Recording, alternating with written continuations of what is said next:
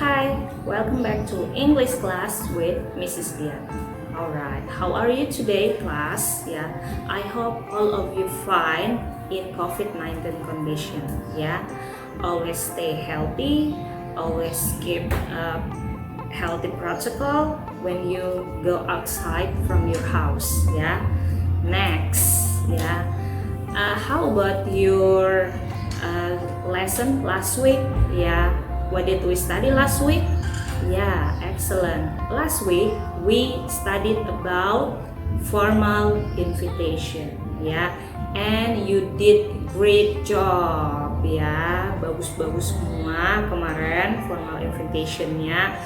Tapi maksud Mrs. itu class party itu seperti acara kelas, ya. Ya, but no problem lah. Ada yang wedding invitation, ada yang kemarin kirim graduation invitation, ya. Maksud Mrs. itu about your plan with your class, ya, acara kelas silaturahmi lah. Kalau Sani udah kumpul bareng lagi, there is no COVID, ya, what will you do with your friends? Ya, having fun together with your class, kan? Karena kalian kan kelas 11 itu belum ketemu each other, ya. Ada yang from other class seperti itu. But no problem, you did great job, ya. You were very creative, ya. Next, so for today we are going to have a new lesson. It is about analytical exposition text. Yay! Analytical exposition text, ada yang pernah tahu sebelumnya? When you were class 10, mungkin kita udah belajar tentang narrative, yang cerita-cerita, maybe about recount text, yang tentang pengalaman, maybe about descriptive text, ya, yang menggambarkan tentang sesuatu. But in class 11, you have a new text. It is about analytical exposition text. So, what is analytical exposition text? Let's check. Nah, jadi analytical exposition text itu teks yang isinya evaluates a topic critically but focuses only on one side of an argument. Ya, jadi fokusnya teks itu dia pada satu argumen. Biasanya kan ada suatu isu atau fenomena itu ada yang pro, ada yang kontra, ya. But di analytical exposition text ini dia fokusnya ke satu sisi aja. Misalnya dia bahas tentang yang pro. Oke, seperti itu ya. Next, ya. In your life, if you have tried to persuade anyone on a certain issue or arts relentlessly about something with someone, then you have used an exposition. Jadi di dalam hidup kita ini kadang kita perlu untuk berargumen, ya. Kita mengungkapkan pendapat kita, tek begini loh alasan kita. Nah, itu jenis teks yang kalian tulis atau argumen yang kalian keluarkan itu namanya exposition, ya. Gunanya untuk membujuk orang untuk setuju dengan pendapat kalian. Okay? Next, the argument and point of view have to be supported by facts and relevant information. The thesis statement has to be reiterated in the conclusion. Jadi, namanya exposition text itu bukannya kayak debat kusir. Pokoknya you have to agree with my opinion, ya. No way, you have to be agree. Maksa banget harus setuju, but you don't give any reasons, you don't give any facts, ya. It is impossible. Berarti itu bukan exposition. Yang namanya exposition text, tulisan, ya, yang kalian tulis facts-nya apa, reasons-nya apa, kenapa you agree, you pro with the something issue. Nah, itu namanya exposition. Okay, understand? Nah, so social functions dari analytical exposition text adalah is to persuade your audience to look at an issue with your perspective. Jadi tujuannya adalah untuk mengajak, untuk membujuk, untuk mempengaruhi pembaca agar pembaca itu setuju, ya, dengan perspektif kalian dan menganggap isu yang kalian tulis isu yang kalian sampaikan itu sesuatu yang penting ya. Jadi kalian tidak mengharapkan apa-apa dari pembaca, hanya ingin menyampaikan bahwa ini penting loh, seperti itu. Alright, you have a description about this text ya. Tahu ya gambaran sedikit tentang analytical exposition. Nanti kita lihat contohnya. Next. Nah, ini ada example of exposition text. Jadi in our daily life itu banyak banget jenis-jenis exposition text. Nah, seperti ini. Alright. Editorial, speeches, lectures, legal defense letters, political leaflets, essays, newspaper articles. Coba let's check. Nah, ini newspapers. Nah, di dalam newspapers itu banyak sekali exposition text ya, yang isinya tuh membujuk readers ya. Next, essays. Essay itu karya tulis ya, karya tulis. Mungkin kalian menjelaskan sesuatu, misalnya betapa pentingnya gadget untuk siswa SMA. Nah, kalian sebagai tim yang pro, kalian sebutkan di situ tek. I think that the gadget is very important for students in senior high school. Why I say so? Because bla bla bla bla bla. Wah, buat esai itu bisa sampai 10 lembar tuh kalian kemukakan alasannya. Nah, itu termasuk exposition text, tapi harus berdasarkan facts ya, fakta. Next. Nah, political leaflets juga termasuk, kata-katanya itu exposition. Letters juga bisa termasuk. Speech. Nah, speech ini public speaking, juga mengajak orang, memberi informasi untuk persuade di audience, itu termasuk kepada exposition. Editorials also. Nah, so structure of exposition text itu bagaimana? Ya, jadi structure atau tatanan dari suatu teks exposition text itu, yang pertama, the first paragraph itu namanya introduction, states the thesis statement of your text ya.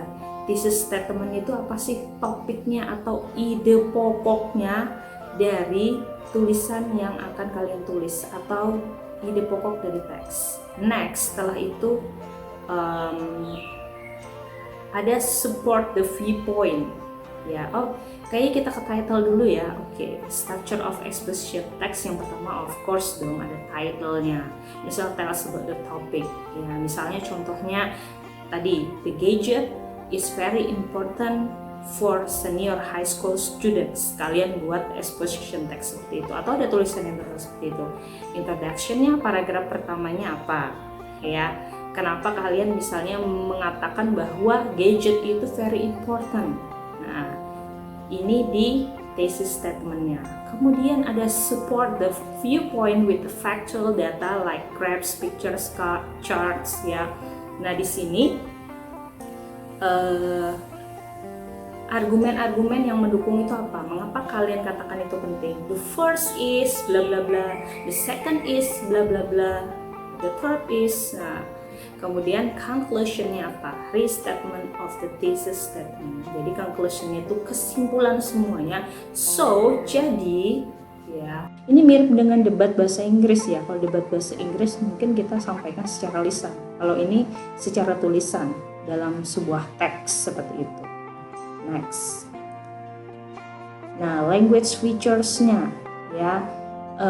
Tata bahasanya. Nah, ini ada ciri-ciri kebahasaannya. Exposition text itu using mental process to state what the writer or speaker thinks or feels about something. Contohnya ada kata-kata realize, feel, I believe, I prefer, I agree, I doubt, I disagree. Nah, ini biasanya di thesis statement-nya itu ada kata-kata seperti ini ya.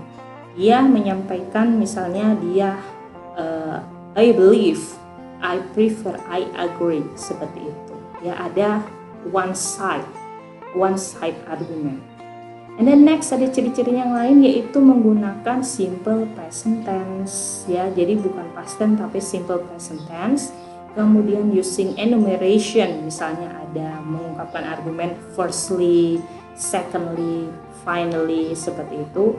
Kemudian using evaluative language, ya, using evaluative language, contohnya valuable, important, better, seperti itu, words, true, important, clear, believe, obvious, ya. Kalau kita setuju dengan something issue itu, kita pasti akan menyampaikan ini hal-hal seperti ini. Ada ciri-cirinya, kata-katanya seperti ini ya. Kemudian using causal conjunction, contohnya because, therefore, consequently, seperti itu. Itu biasa kita temui di exposition text. Oke, next ya, the importance of English ya. Ini ada contohnya. Contoh exposition text itu seperti apa sih? Nah, kalian bisa lihat ini ya. Pertama ada title-nya. Title-nya The Importance of English ya, pentingnya bahasa Inggris. Kemudian ada thesis argumennya apa? I personally think that English is the world's most important language. Why do I say that? Nah, thesis argumennya ini ide pokoknya ya, pokok dari teksnya itu apa ya, ide pokoknya ya. Ada kata-kata I personally think that ya, English itu important language ya. Ada kata-kata yang yang menyatakan bahwa dia agree tentang pentingnya bahasa Inggris ini. Kemudian didukung oleh argumen 1, argumen 2, argumen 3 ya. Kalian seperti yang kalian lihat, argumen itu nanti isinya alasan, fakta-fakta kenapa kalian mengatakan English itu so important. Nah, di sini contohnya argumen 1. Nah, jangan lupa pakai enumeration. Firstly, English is an international language. Yeah, it is spoken by many people all around the world, either as a first or second language.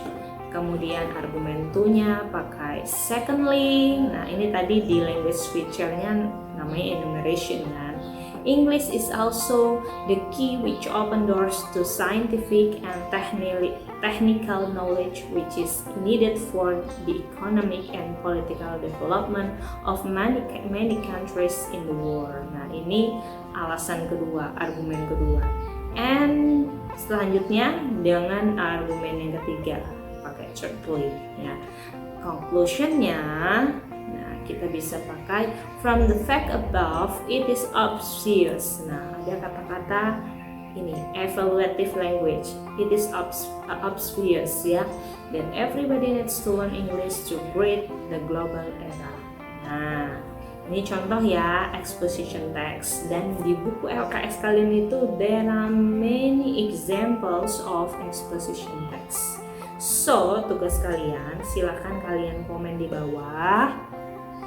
Oke, silahkan kalian komen di bawah di kolom YouTube ini.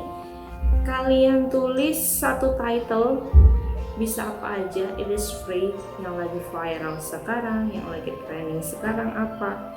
Misalnya tadi contohnya tentang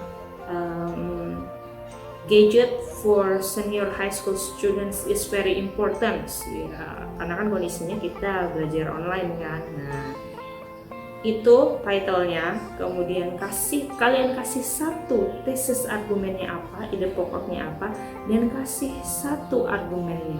Sudah cukup itu aja ya. Jadi ada 3 points yang Mrs. minta di kolom komentar ini. Title-nya apa, tesis argumennya apa, dan satu saja supporting argumennya. Oke, jangan banyak-banyak ya, karena Mrs. pengen kalian please think creatively ya, please think briefly. Kalian berpikir yang simple saja, yang singkat saja, dan komen di bawah. Alright, dan don't copy paste from any textbook or from any sources. From Google, tanya ke Pak D Google apa, nggak usah ya, no worries, cukup your idea, tulis one title and then one thesis argument and one argument, only 3 points. Alright, understand? Okay class ya, I think enough for today. about exposition text. See you next meeting. Wassalamualaikum warahmatullahi wabarakatuh.